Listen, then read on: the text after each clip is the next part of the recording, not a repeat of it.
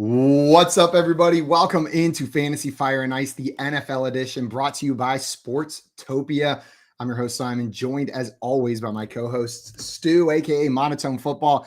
And joining us ever so shortly here, we'll have Terrell Furman Jr. on with us as well. Stu, how's it going?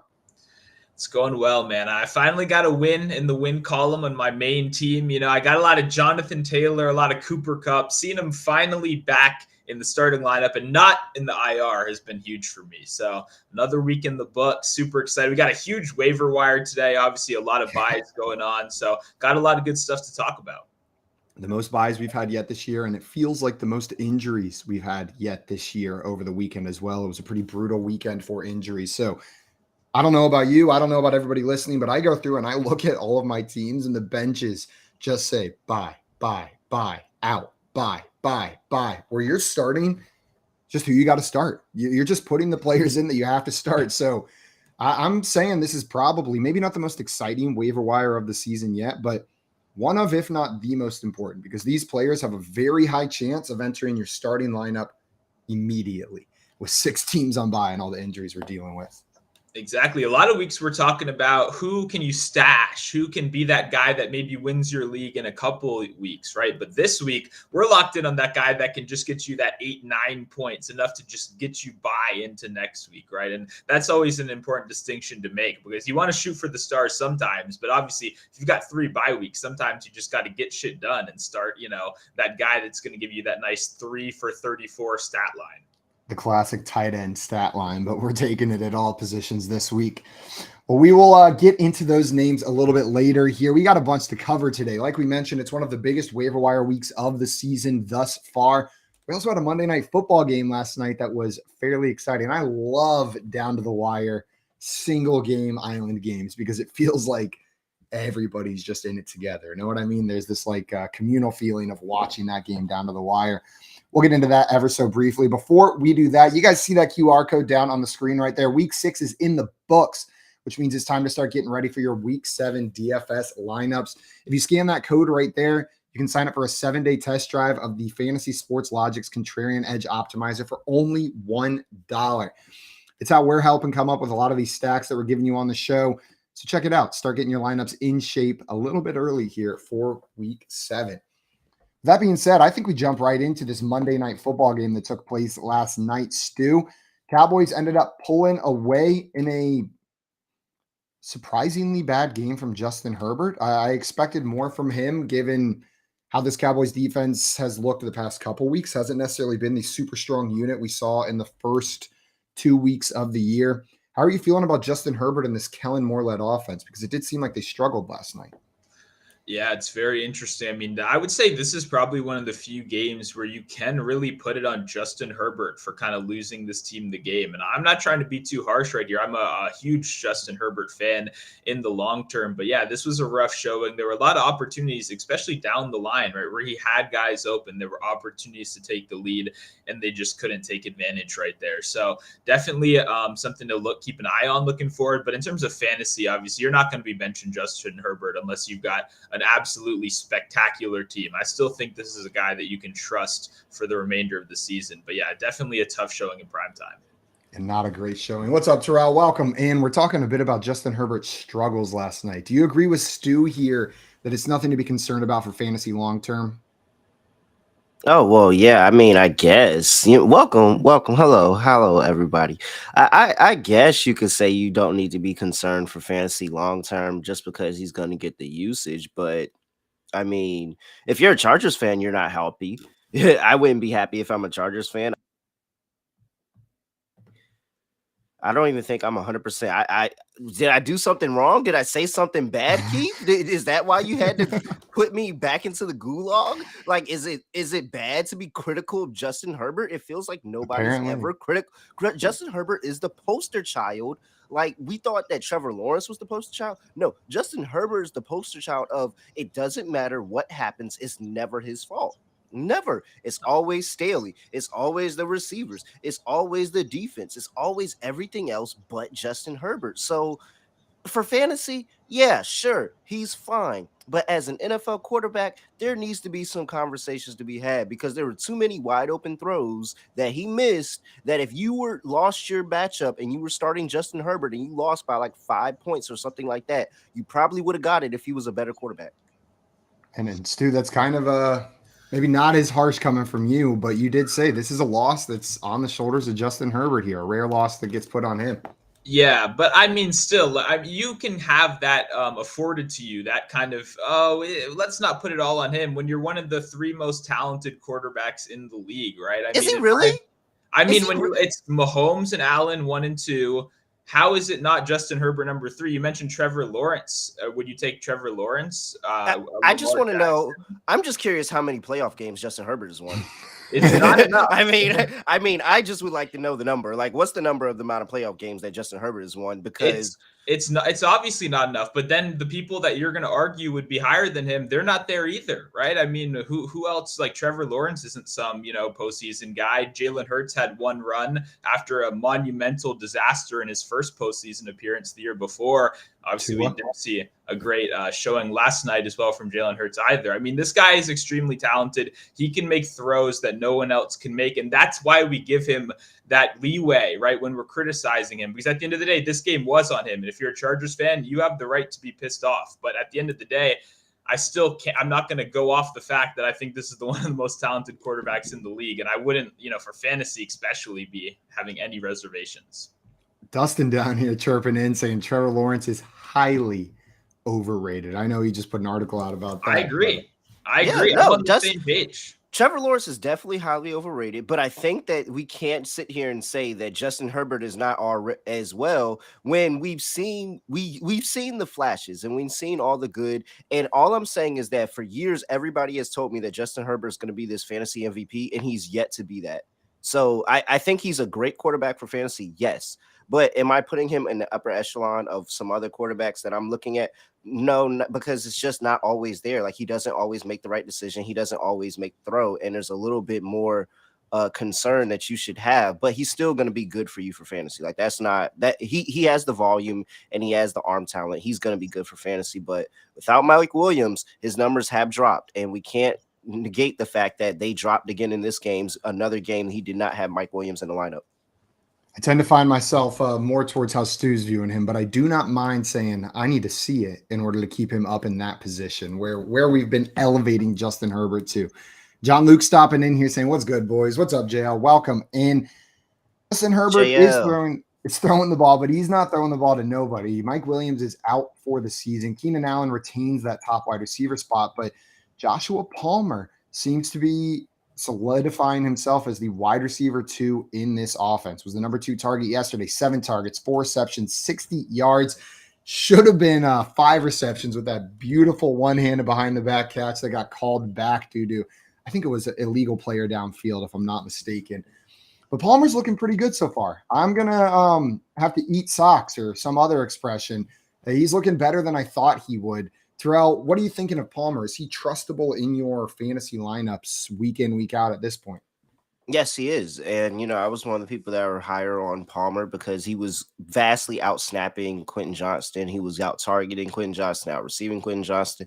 It was everything. And while Quentin Johnston was the shiny new toy, the shiny Buzz Lightyear toy that comes in and everybody wants to play with, it has not transpired. He and Herbert are not on the same page. Herbert actually overthrew him on a deep ball that probably would have went for a touchdown, and he overthrew him. So, I mean, we just talked about my concerns of Herbert. That's just one instance where I can say he 100% messed up that throw.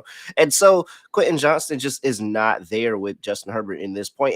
But this is where most rookie wide receivers are at. We don't get the rookie wide receivers that are Justin Jefferson, that are Jamar Chase, that are breaking the mold and doing it right out the gate. We get this kind of similar to a Chris Godwin who came in. He, they liked him. They put him in the lineup. They eased him into it. But by the end of that year, by the year 2, definitely in year 3, that's when he really, really had that breakout. And I think that's the same trajectory that Quentin Johnston is on. It's not going to hit right now, but if you're in Dynasty, hold on to him. I have him too. He's probably going to be better around year 2, year 3.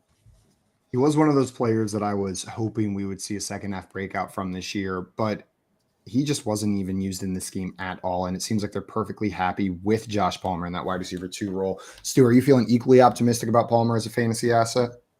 Yeah, no, I mean, we kind of talked about it a couple weeks ago, but Palmer's never been a guy I've been high on in terms of a talent perspective. He was very inefficient last year, but even given all that, Terrell hit on it. It was so painfully obvious that he was the wide receiver too. And people trying to make Quentin Johnson a thing, in my opinion, were kind of putting their fantasy hopes over what we've seen in real life so far, right? Which is the lack of interest in having him as a full-time player at this point in his career. And the thing about the Chris Godwin comparison is Chris Godwin was really good at football. We don't know if that's true with this guy, right? We have multiple other first-round picks already being trusted as like starters in their offense right now. Even Jordan Addison is now the wide receiver 1 over in Minnesota, and we're not seeing that same trust over here. There were a lot of question marks about him as a prospect. I saw a lot of people, putting out the assertion that he was going to take over the job of Mike Williams. Look at their physical profiles. They're built so similar. He's going to get all those jump balls downfield.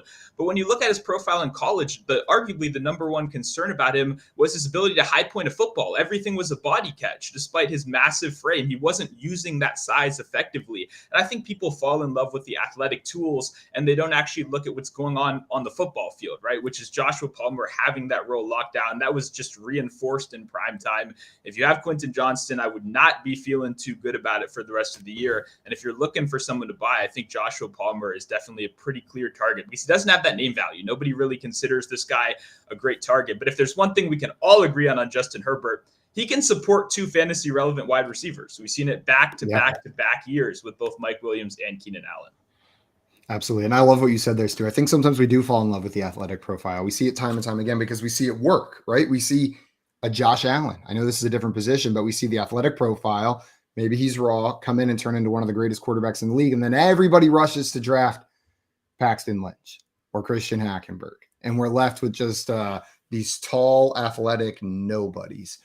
So make sure you're looking deeper than just those top level athletic profile numbers. Before we talk a little bit more about this game, we had a question in here from our friend Peyton, an early start sit question. Want us to know, would you start Foreman or Zach Moss or Keontae Ingram this week? So there's still some uncertainty around which of the Bears will be healthy going into week 7. It's looking like a definite Roshon should be on the field, iffy for both Herbert and Homer. Stu, what are you doing here looking at these 3 backs? I think I'm going Zach Moss. Like you said, it looked like Roshon was almost ready to suit up last week. So for me, I don't really think that's going to be a great option. I think he'll be back. There was even Foreman's usage was pretty solid, but it wasn't like mind-blowing spectacular last week. And I don't want a piece of that Arizona backfield if I can avoid it. Zach Moss, the usage is going to continue to diminish with Jonathan Taylor back, but he's been excellent so far. And I think he should take advantage of the opportunity. I don't think they're going to have 3 interceptions this week, so they should be able to establish the run a little better. Terrell, you rolling with Zach Moss out of these 3 as well? No, I'm not. I actually would have put Zach Moss last just because of the matchup he has against that Cleveland Browns defense. I mean, I've talked about the Cleveland Browns defense the entirety of this season and what Jim Schwartz has done in being able to say that, hey, we trust our DBs to cover man and we can stack 8 in the box every single time and we're going to stop the run. And our DBs, you can't throw on them because our DBs are too good. And so that really gives me concern for both Colts running backs this week. I think that it's an opportunity where the Colts, for one, finally get a bad Zach Moss game so they can just go ahead and give Jonathan Taylor all the workload again, because you can't give him the workload when he's playing well. You got to wait till he has a bad game and then say, all right, bet now we're going to give Jonathan Taylor 20 plus touches again. And so ultimately here for me, I think that is actually probably Deontay Foreman, even with the question mark of Roshon Johnson probably coming back this week, probably not seeing Khalil Herbert there. But you have this Raiders defense who is 6th in rushing yards allowed on the season. And so they have the matchup, they have the opportunity, because I think that that's how this Chicago Bears team at home is going to be trying to play this Raiders team, run the ball, control clock, and just go out here and grind out a really nasty, ugly win against a team that still has something to prove with Brian Hoyer probably going to be at quarterback. So, yeah, I think that this was a really good opportunity for Deontay Foreman this week. Even in a split timeshare with the matchup, I'm probably taking him. Man, as a Browns fan, I'll get a little nostalgic seeing Brian Hoyer out there on the field. He gave us some good games and some bad times as a Browns fan. But I'm going to agree with both of you guys and say definitely not Keontae Ingram. That is the name that's at the bottom of this list for me. I'm torn between the other two. That Cleveland Browns defense, it's for real, man. It is for real. You watch them shut down the 49ers. You watch them shut down Christian McCaffrey. I'm in now. I believe it. I believe it's not just a good secondary. It is the best. And I believe I said something about Christian McCaffrey. You did. It was like he might, find it a little bit rough to run on that defense. Yeah, the Browns are the. I just heard Terrell's voice in my head all weekend. Every time Christian McCaffrey touched the ball, I was like, "Damn it, he told me." They're a quarterback away, and unfortunately, they have one of the highest paid quarterbacks in the league, but they're only a quarterback away. Yeah, if only they had someone like, I don't know, Baker Mayfield or something like that. I mean, who's sixth in QBR this season? That's what I'm saying. He's probably dropped now, but he was sixth in QBR last week, so it was brutal. It's the Browns, man. So McCaffrey had a rough week, but in this game last night, it wasn't the best return to action for Austin Ekeler either. Now, it is his first game back, so maybe expectations were a little bit more limited, but he saw 14 carries, only turned it into 27 yards against this Cowboys defense. It looked like they were getting penetration all night there against the line. And then through the air, saw 4 receptions, 35 yards off 6 targets. So for fantasy, did enough that you're not miserable with his performance, right? He didn't lay a goose egg on your team, but with Austin Ekeler, you're looking for 20, 25 PPR fantasy points a week from him, and that's not what we saw. Stu, are there any lasting concerns here, or is this just first game back? Let's see how he adjusts back into this offense. Yeah, no lasting concerns. I would say if people are maybe feeling that, if that's the consensus, I would try to buy on Austin Ekeler right now, because at the end of the day, you're not paying that premium on Austin Ekeler for him to destroy on the ground, right? You're paying it for his work in the receiving game and his absolutely awesome touchdown equity, both in the receiving and rushing game. And that was on full display last game for me. I mean, this is a tough Cowboys defense, right? They've had some up and down weeks, but at the end of the day, that's a strong line right there. We saw what he was able to do in the receiving game in this one. And look what happened last season when Mike Williams was out. That target share was at a wide receiver 2 number. Guy had an 18% target share for most of the season last year, which is an elite number for a running back. So for me, that's still there. We're going to see plenty of check downs. He's going to kill it in the receiving game. Definitely would not be feeling bad about Austin Ekeler. I'm with you, especially with the original number 2 wide receiver out for the season. It just elevates Ekeler's importance in this team. Terrell, do you have any concerns for Ekeler? Or are you in agreement that it should be all go down the stretch of this season? Yeah, no, I mean, the Sharps knew that Austin Ekeler probably was going to be a rough play this week. And it's because that, that Cowboys defense top 10 against rushing yards allowed to the running back position. And so he couldn't find the holes. He couldn't find spacing. He couldn't break one. And ultimately, a lot of his work probably did come in the passing game, and that's probably, how we've known him to do. But now, looking at a different game script and a different opportunity in a game where Justin Herbert is not overthrowing every receiver and missing like pretty basic throws for him, I think that there's a script where they're going to be in the lead and they'll have the opportunity in some of these games. That's normally how these Chargers games go. They have the lead. Brayton Staley makes a couple of questionable decisions and then they lose the game. And so ultimately, when they have the lead, Austin Ekeler is a lot better for fantasy than when they're playing from behind. And so I think that this is an opportunity going forward that if you see somebody like, oh, I waited this long for Ekeler to come back and he played bad, put an offer in and try to grab him, because this is probably the lowest his value is going to be all season. And does anyone else feel like Brandon Staley's trying to trick us with that beard into like thinking that he's a new, more mature, smarter decision-making coach? It reminds me of like, oh, absolutely, when politicians start wearing thick-framed glasses all of a sudden, know what I mean? They pop up on stage, you're like, you didn't wear those glasses before. That's the same vibe I'm getting from Staley walking out with like a gray beard. He's trying to like give off the, I've matured. You have not matured, Staley. You're still making the same boneheaded calls out there that you have. Brandon Staley in LA. Brandon Staley comes into work every day as that guy that's looking for a reason to get fired today. Like, he doesn't want to work there anymore. He's been checked out for a while, and he continues to do things to purposely try to get fired. And they're like, no, you still got to not compete. We're not going to fire you right now. The problem is every decision he makes, they think it's just an analytics decision. They're like, it looked bad, but the analytics say he should have done that. Well, guys, can I just say too? I think I'm speaking for everyone. What is going on with these announcers and the analytics? It sounds like they just guess every time. Like it doesn't like there's no like model they're referencing or anything. No. They just go, oh yeah, the analytics say you got to go for it right here. What's going on? Why are we doing that? Every announcer is doing it now for every 4th down conversion, 2-point conversion, anything. They're just randomly throwing that out there. What analytics? One of the games, I don't remember which game it was, but one of the games actually had a lower thirds bar pop up that said 4th and 5, analytics equals go. Like 4th and 5, past the 40-yard line or something like that, you're supposed to go for it. And it's like, oh man. And you know who I blame? I blame what's that movie where they were just doing all? I blame baseball for one. Baseball is 100% the reason.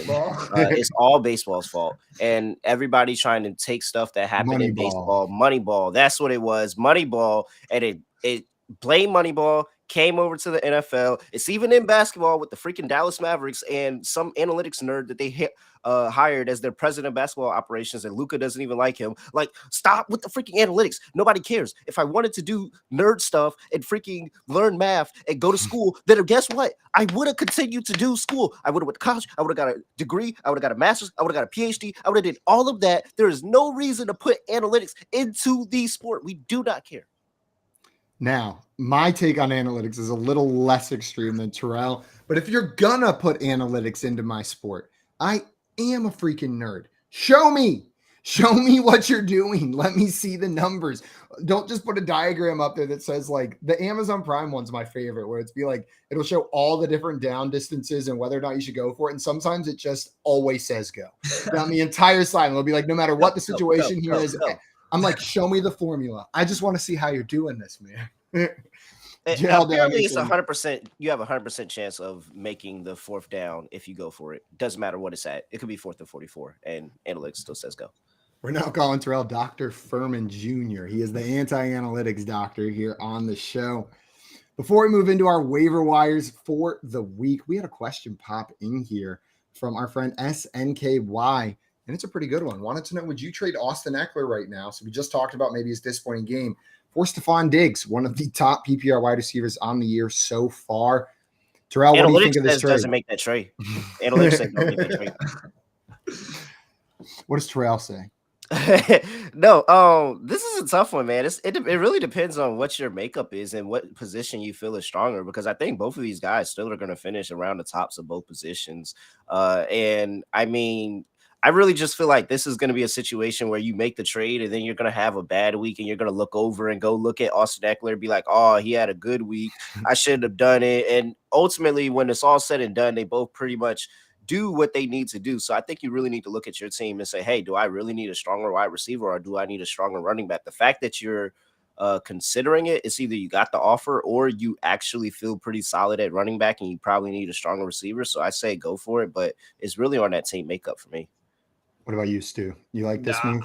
I wouldn't make it. And if I had Diggs, I would send out Diggs for Ekeler. And I would think I'd be doing pretty good right there. I think he just has the more potential for spike weeks. I think the only reason you do this is, like Terrell said, if you're really comfortable at running back, you've got to maybe Raheem Mostert, you drafted a little bit later. He's suddenly an RB1 now. You've got too many great running backs, which is a good problem to have. Then you can move on. But if you're sitting there with like Jerome Ford and Antonio Gibson, then no. You know what I mean? I feel great about Ekeler.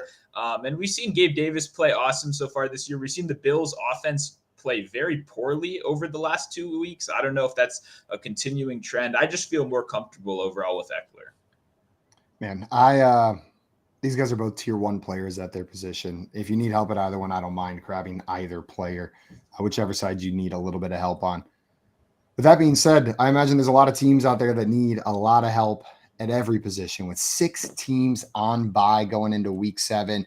A quick rundown of those teams. We got the Carolina Panthers, Cincinnati Bengals, Dallas Cowboys, Houston Texans, New York Jets, and Tennessee Titans all on bye here in week 7. It is Bye-Pocalypse 1 with the next 6-team bye coming down in week 13. So we'll have a little bit of a break, 4 or 5-team byes leading up to that. And a ton of injuries, some that we've already touched on, the Christian McCaffrey injury, the Jimmy Garoppolo injury, and some others that we haven't quite hit on yet. So this waiver wire is ever so important. I think we kick us off with the running back position because That's the position where I think people are feeling the most pain this week. And let's start with the Christian McCaffrey injury. So Christian McCaffrey, I forget what it is that he injured. I think it's an oblique, maybe rib injury that they're going to get more information on today. We're not sure if he's going to miss time. They're waiting on results from the MRI. But with that being said, head coach Kyle Shanahan already came out and said, if CMC misses time, Elijah Mitchell is the next man up.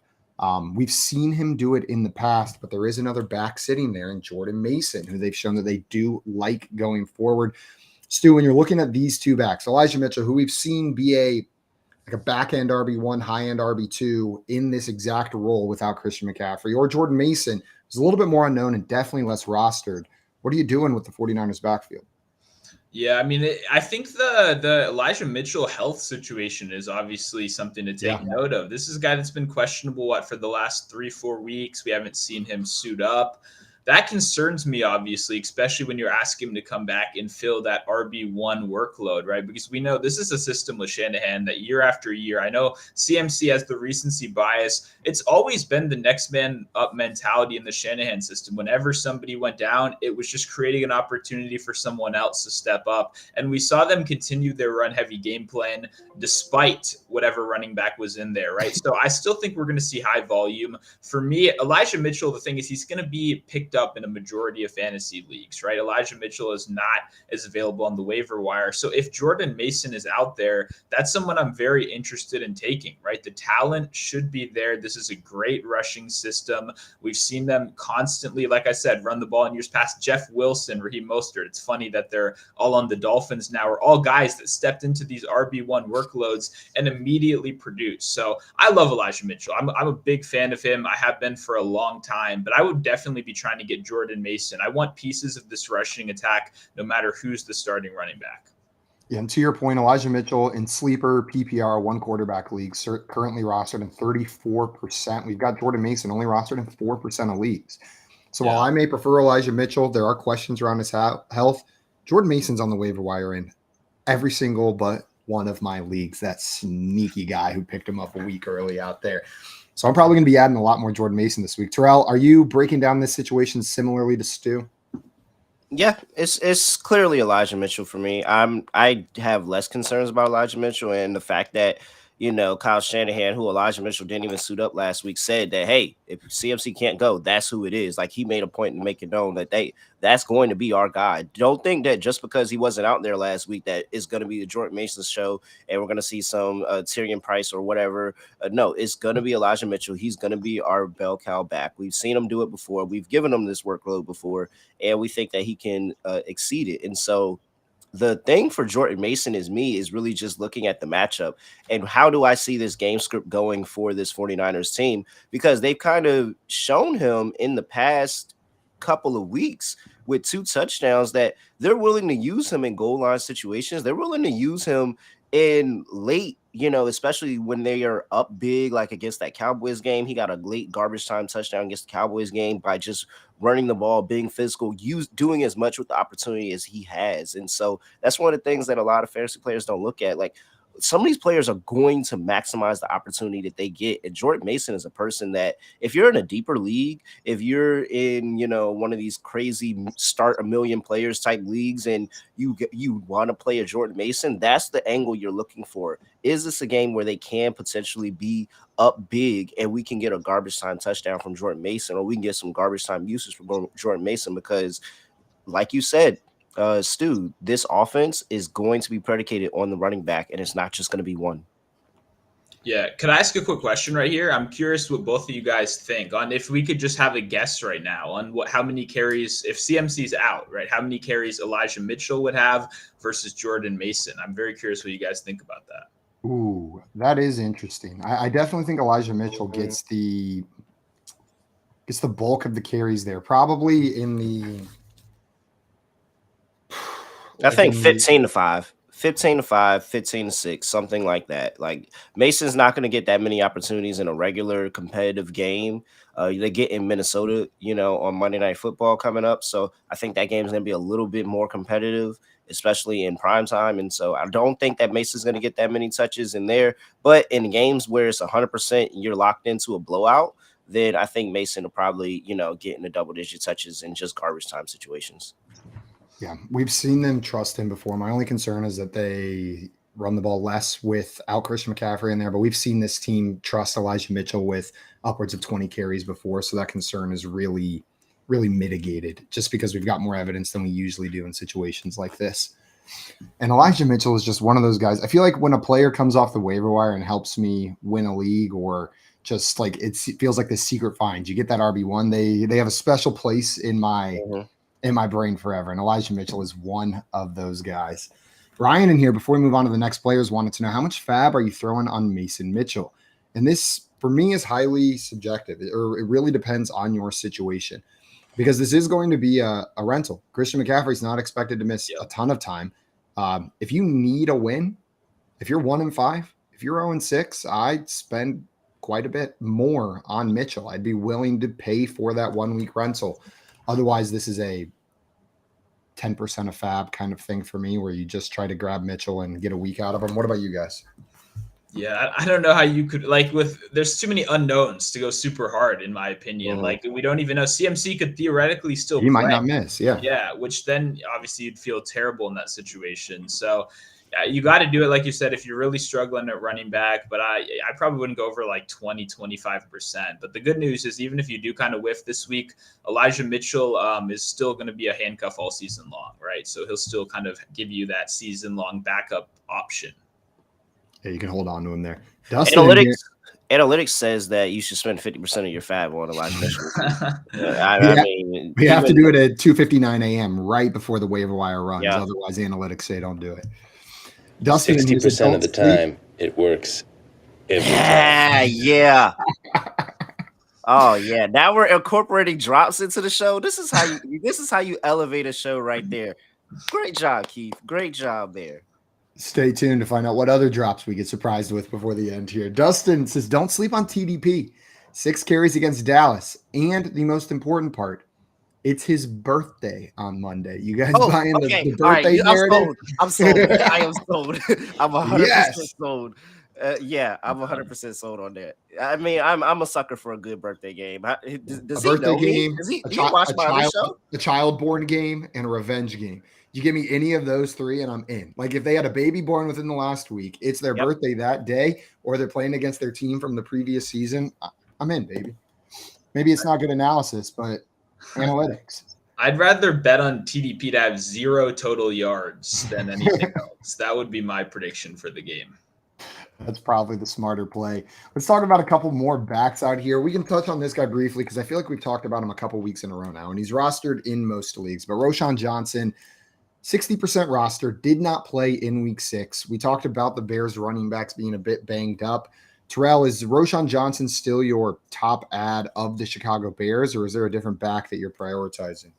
No, it's still Roshon Johnson. I don't think that, nothing Roshon Johnson has had over the past couple of weeks should make you think that his production or his talent is going to diminish when he comes back. He had a concussion. And while that's a very serious injury, it's not an injury that's going to limit your production in the following weeks. Once you're cleared, once you're healthy, you're back to normal, and it's like nothing happened. So yes, there is a chance for re-injury, like there is with any concussion. But the fact is that you're not sitting here expecting him to try to get back into football shape. He's been working out. He's been practicing to the side. He's stayed in condition. He's not hurt. This is an opportunity where I feel like if Roshon Johnson is out there, you have to pounce on him, because this could be the breakout week for him. It really could. Really good. You in agreement here, Stu? I am. Yeah, I completely agree. And even like Foreman, he was pretty solid last week. I'm a fan of Foreman. I like the talent there, but it's a tough matchup, and he's going to lose those pass blocking snaps. That's kind of what Roshon, that was the first level of the hype evolving, was in preseason. You were noticing they were complimenting his pass blocking a lot. That was his clear, viable path to the field, and they are definitely going to need that this week. Absolutely. I'm with you guys. Go ahead and add him. He was an ad before the concussion. He's an ad after the concussion. I think I'm playing him in Millie Maker this week. I think I'm playing some Roshon in there. You get a soft Raiders defense, and it's really the Deontay Foreman thing that we talked earlier. Like, maybe he has a role, maybe he doesn't. But if there's a world of possibility where all these touches are going to Roshon, he could be at 100+ in a touchdown category this week. You guys ready to talk about maybe a grosser running back situation that we got to address? It was already gross to start the year, but Kyrien Williams gave us a little bit of a surprise, right? Finally has a good game, looks all right on the ground for the first time, averaging 7.9 a carry, and he goes down.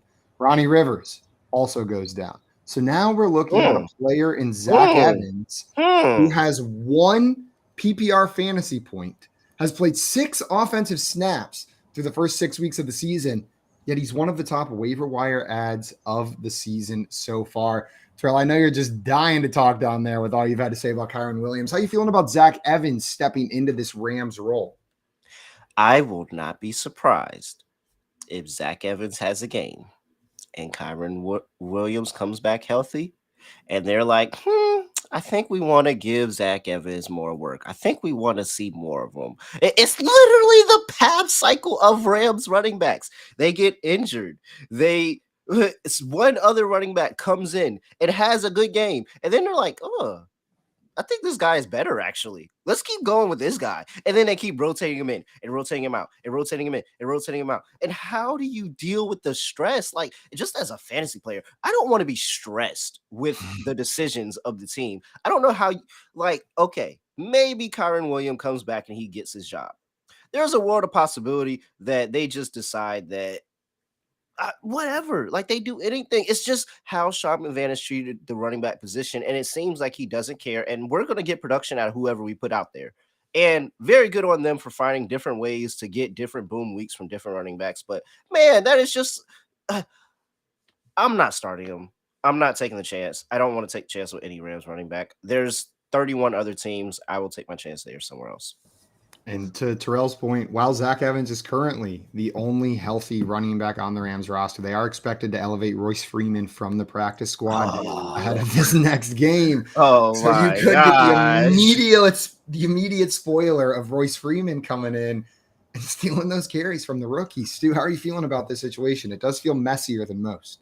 Yeah, I've always liked Royce. So, shout out to him for making it back. He's always been a solid back. And that is a little annoying. But I like Evans. Obviously, I agreed with everything Terrell said up until the very end where he said he wouldn't start him. For me, everything you just said is a good reason why you want to buy a guy like Evans right now, because we've seen it happen time after time. These running backs are constantly being replaced. And Kyrien Williams posted a positive rush yards over expectation only once this season. That was last week. That was his only positive game so far in the season.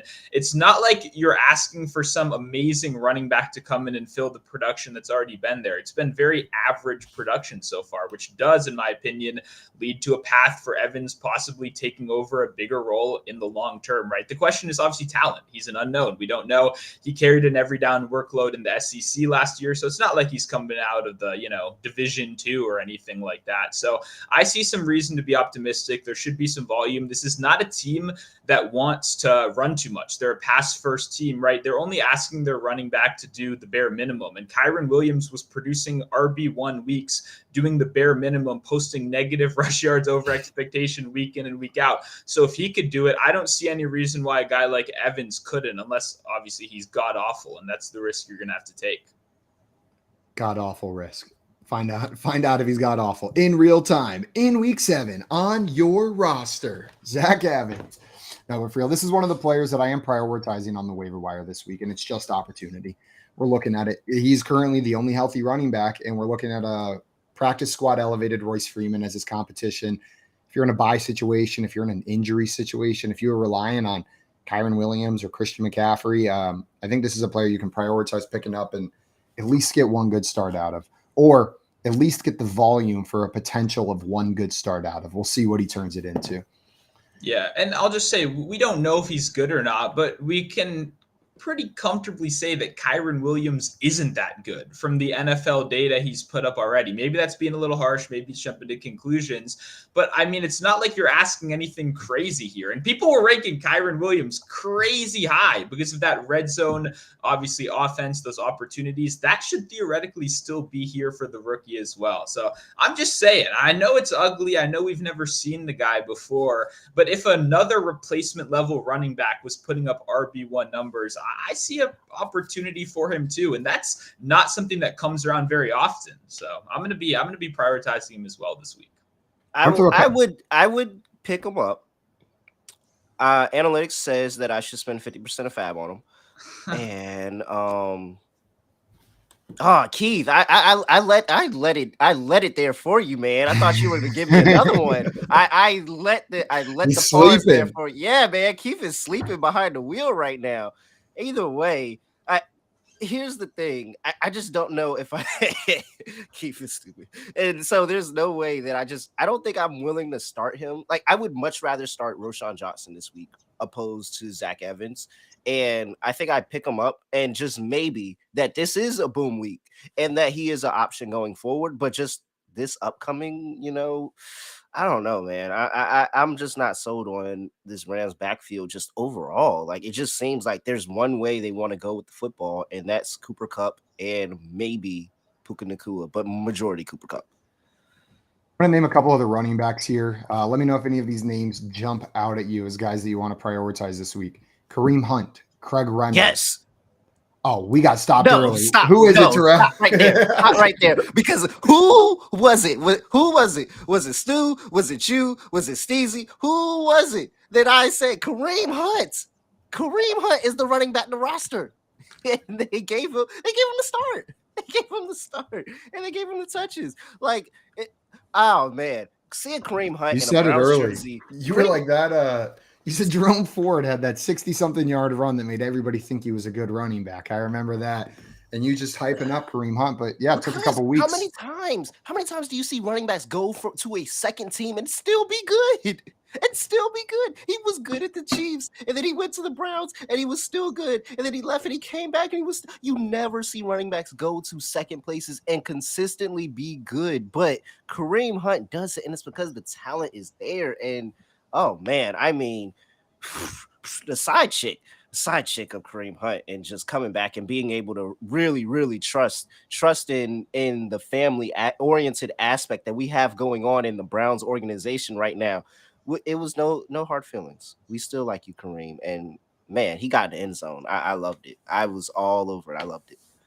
Kareem Hunt, not too rostered out there, so you may still be able to grab him on the waiver wire fairly easily. And with all the injuries around him, we're looking at like Craig Reynolds is a popular name this week. Zach Evans is a popular name this week. Elijah Mitchell and Jordan Mason are popular names this week. By Reynolds? Kareem Hunt. Oh man, that was a hot block by Craig Reynolds. Like so that block, and I think I tweeted it out when it happened. But when that block happened, I immediately said, there's no way Jahmyr Gibbs is getting the workload that everybody wants him to get, because you're not getting plays like that from Jahmyr Gibbs. And they're going to keep Craig Reynolds on the field to get plays just like that. With Craig Reynolds, if Jahmyr Gibbs and David Montgomery miss time, he's clearly a start. He's the next dude up. David Montgomery expected to miss. If Gibbs is back next week, which is looking expected, is Craig Reynolds still playable in this Lions offense? I don't think so. he requires both backs to be out. You think in order to No, I don't think so. I think he's just a hindrance to Gibbs and what Gibbs' full potential could be as a every down, a 60-70% of snaps type of running back. And Craig Reynolds is going to force him into that 50, maybe even 40 time split. And so do I think Craig Reynolds is going to do anything with that opportunity? Probably not. But blocks like that keep you on the field. I'm just letting you know right now. Like, blocks like that keep you on the field. And it may not be good for fantasy, but it's going to be good for the NFL. Y'all see that clip from Hard Knocks that's been going around of them almost cutting Craig Reynolds last year, and then all the coaches coming to his defense like, nah, you can't.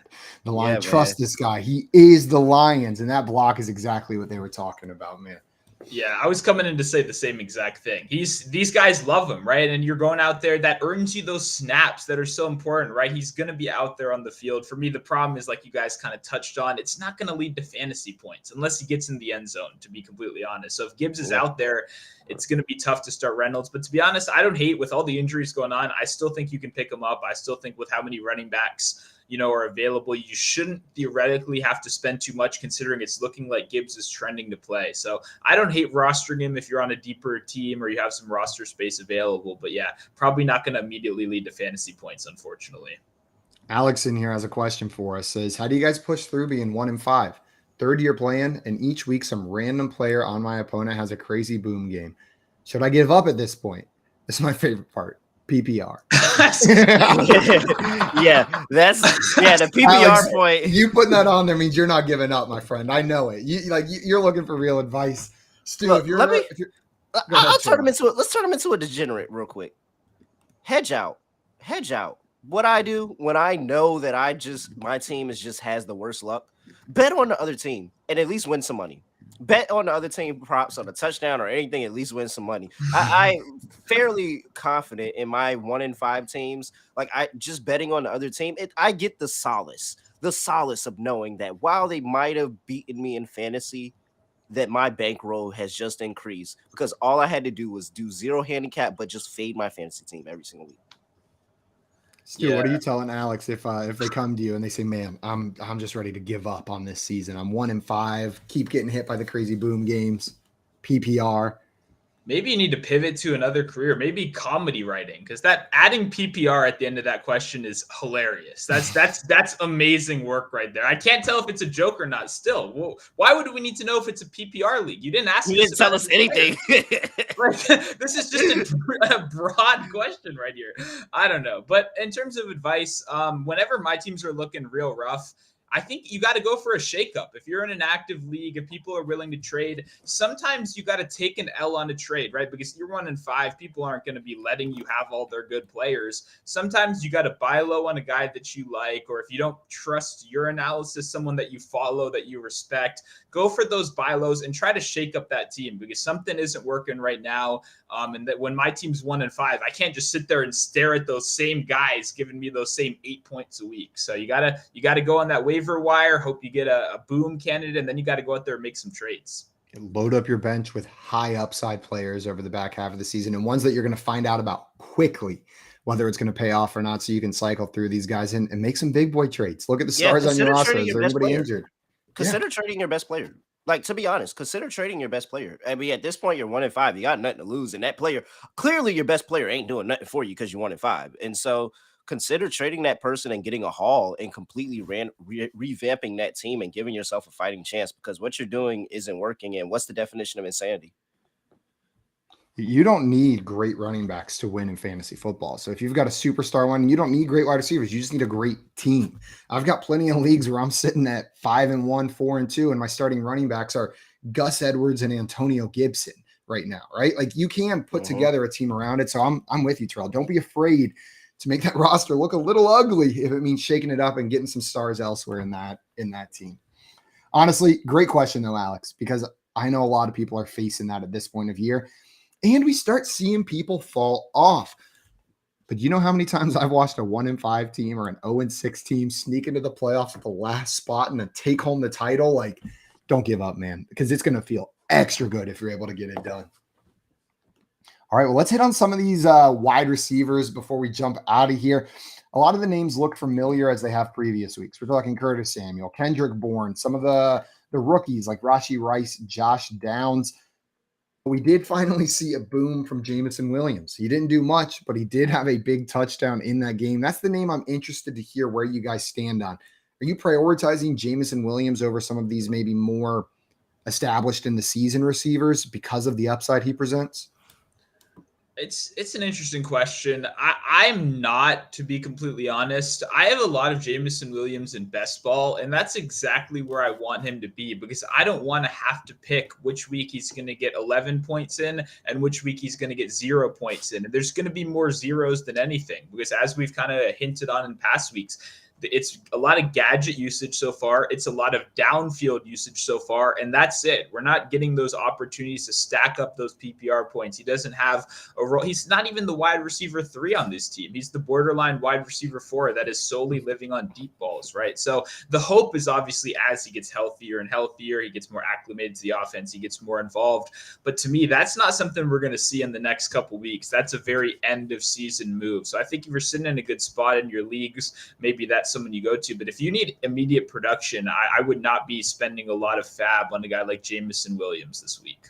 I'm with you. I'd prioritize a Curtis Samuel. I know he's had 3 touchdowns the last 3 weeks, 1 receiving, 2 rushing, but he seems to be one of Sam Howell's favorite targets. He's consistently involved in this offense. And if there's a guy that I'm betting money on to score a touchdown in this Commanders offense week in, week out, Curtis Samuel is right near the top of that list, maybe right behind a Brian Robinson Jr. So you're taking a little bit of a bet on a touchdown, but you can still get 6-8 points out of Curtis Samuel without a touchdown. And then you're looking at borderline high-end wide receiver 2, wide receiver 1 numbers if he does get in the end zone. So That's where I'm prioritizing. What about you, Terrell? Are you a little more optimistic that Jameson Williams can get it done? Or I saw you nodding your head along with Stu while he was talking there. No, yeah. I mean, it excuse me. The thing that people have to understand about Jameson Williams is he's still a rookie wide receiver. Like, that's ultimately what this is. Like, he's played 3 games in NFL. Like, hey, locker room says you got to play a full 16, 17 games where you consider not a rookie anymore. And so Jameson Williams, still rookie, still learning the offense, still trying to grasp the speed of being an NFL level wide receiver. And remember what I just said earlier about Quentin Johnston. All rookie wide receivers don't break that mold. Like, they're all not Justin Jefferson, Jamar Chase. They're all not going to break the mold as soon as they get out there. And so while I do think he is the fourth, I agree he's the 4th wide receiver now. I think he ultimately can pass Marvin Jones in snaps and in targets and catches and all of that before the end of the season. Just not happening now, but Marvin Jones has looked like pretty bad this season. But he has no shot. Like, with Amon-Ra St. Brown and Josh Reynolds, he has no shot to be one of the top 2 options without injury. So he's somebody that if you're getting him, you're probably stashing him and you're waiting for better days. Whereas Curtis Samuel, oh, you're starting him immediately. If he's available, your league is just behind. He shouldn't even be available on anybody's roster. He's been so good, so consistent, and he's pretty much defeated what everybody pegged as the number 2 wide receiver in Washington, which is Dotson. No, Curtis Samuel said, I've been around the block a while. I'm a veteran. I know how to do this, and I'm going to continue to get open for Sam Howell. You ready to be shocked? In sleeper PPR 1 quarterback leagues, Curtis Samuel is only 51% rostered. In half of leagues right now, you can go out and get a wide receiver that over the last 3 weeks has at worst put up wide receiver 3 numbers with a borderline wide receiver 1, wide receiver 14, and then wide receiver 12 2 weeks ago as well. Go pick him up. Put him on your team. He's out there, man. He's out there in a lot of your Hey, leagues. Alex, if Curtis Samuel out there, you might need to go grab him at that 1 and 5. If he out there, you might want to go look at Curtis Samuel. We talked a bit about rookie wide receivers last week and the potential for a second half breakout. There's one name after this week especially that's jumping out at me a little bit more. And maybe it's just the allure of having a separated Chiefs wide receiver. But seeing Rashee Rice starting to develop as a more prominent piece of this offense, it's giving me hope. It's making me want to throw him on the back of my bench and see, is he going to separate himself from the rest of this bunch? Terrell, I see you're making faces down there. You don't think it happens for Rashee Rice? This is fantasy optimism on my part. Oh my gosh, man. What is this Sean McVay in the running back situation again? We've seen this story every single time we see it. It happens. At one point, it was Mecole Hardman. We thought it was going to be the guy. At one point, we thought Juju was 100% the guy. And matter of fact, people were saying Juju was going to get another contract and he was going to be back. And then we've seen so many names come through here. What was Demarcus Robinson was a guy at one point. Like, there's so many situations where we've said there is another receiver that you can trust 100% outside of Travis Kelce. And there's not. As good as it looks, there's not. Because guess what's going to happen? Next week, Sky Moore is going to have 2 touchdowns, and then Sky Moore is going to be the guy. And then what's going to happen after that? Then it's going to be Justin Watson when he comes back from his injury. He's going to have a bunch of games, and then he's going to be the guy. It's just what Patrick Mahomes does, man. I just given up on any hope that this Chiefs team will ever find another receiving option outside of Travis Kelce. I think it's just the desperation to want that ever since Tyreek Hill has left. Yeah. As fantasy managers were trying to fill that void of Tyreek Hill on the Chiefs, and maybe it doesn't happen. Stu, you got a little more optimism for the rookie Rashee Rice, or are you feeling similarly to Terrell that this may be a fool's game and we've seen this script before? No, I have more optimism. I think a lot of those names you mentioned, you're right. People fell in love with them. But when you look at those kind of player profiles, a lot of those guys are one-note players. And in fact, when you look at every player on the roster outside of Travis Kelce, you see a lot more one-note wide receivers, right? Guys that have one thing, whether they're a gadget player, whether they're solely a deep shot running downfield routes. We don't see too many developed route trees. And that's what's giving me hope for Rice, is he's a guy that isn't a one-note wide receiver. He's a rookie. He's already running a pretty solid route tree so far. You can only expect that to continue. Showed a lot of good yak ability in college. For me, it's not like I'm betting on him to be the next Tyreek Hill. He's available in your waiver wire. You know what I mean? This isn't like we're talking about something you you have to give up a lot of cost for. This is just solely an opportunity play. When you look at the other guys in this team, Marquez Valdez Scantling, Sky Moore, both ranked bottom tier in terms of separation and efficiency so far this year. These guys aren't getting open. And obviously Patrick Mahomes can get you open every once in a while. But when you're surrounded by a lot of other mid-tier wide receivers, there's a clear path for fantasy points, even with Travis Kelce there. So I understand the concerns. Terrell obviously laid out a very good point. When you look at the history, we do this every single year. But to me, it's more about managing your expectations. And I think Rice can be a viable fantasy player down the line. And to get him for free is something I'm interested in doing. He's sitting out there. A lot of these wide receivers rostered in about 50% of leagues. You'll notice a trend with a lot of the names this week. I think it's a lot of players where we see the upside. We've seen flashes, but we're not seeing enough to be able to start them week in, week out. And so they're just floating on and off of rosters onto the waiver wire as the season continues. Rashee Rice, one of those names. Before we go here, I did want to ask you guys, give you a list of streaming quarterbacks because there is a lot of quarterback tumult this week with injuries and 6 teams on bye. And just real quick, get who your favorite of that bunch is. So for streamers this week, players that are rostered in, we'll say 55% of leagues or less that you may be able to grab, we've got Daniel Jones, Baker Mayfield, Desmond Ridder, Sam Howell, Derek Carr, and Joshua Dobbs. Stu, is there a name out of that bunch that jumps out to you in week 7? Yeah, I'm going to have to be starting one of these guys. So Joshua Dobbs, the rushing upside is there. Daniel Jones, the problem is a neck injury, right? I don't know if I can trust him coming back because what he does provide when he's healthy is that mobile aspect. So for me, I kind of got to cross him out. Derek Carr is a competent quarterback, unlike most of the guys on the list. I know the recent hate obviously has been there, but at least this is a guy that we can trust as an NFL starter. So I don't think you can go wrong with Derek Carr. I think Dobbs has that rushing upside. And honestly, if Tyrod Taylor is named the starter, I could be playing a little bit of Tyrod Taylor. I want that baseline of rushing upside when we're talking about the bottom of the barrel quarterbacks. Rel, what about you whenever you're looking at these names? Any other names jump out at you? Yeah. Unfortunately, I think of all those names, Baker is very, very interesting, but I think you have to go with Daniel Jones here. And it's just more of look at the dominance that he's had against this Commanders team, who he's 5-1-1 against in his career. He's had really, really good days, including a 5-touchdown game against them in his career. And he's been able to get the rushing aspect on the ground, put on rushing yards and a touchdown on the ground against this team. He's just had really, really good games against Commanders. And you look at this Giants offense and you look at where they're supposed to be this week compared to other weeks, they're a lot healthier. They're getting that offensive line back. Saquon Barkley's back. I think he has a pretty decent opportunity against Washington. Well, guys, that is going to be it for us today here on Fantasy Fire and Ice NFL edition. Terrell and I will be back tomorrow with our friend Steezy, helping you get ready for these week 7 matchups. Until then, though, we are out of here. Make sure you scan the QR code on the screen. Check out the Fantasy Sports Logic Contrarian Edge Optimizer to help you get ready for those matchups. And enjoy your Tuesday night. Adios, everybody.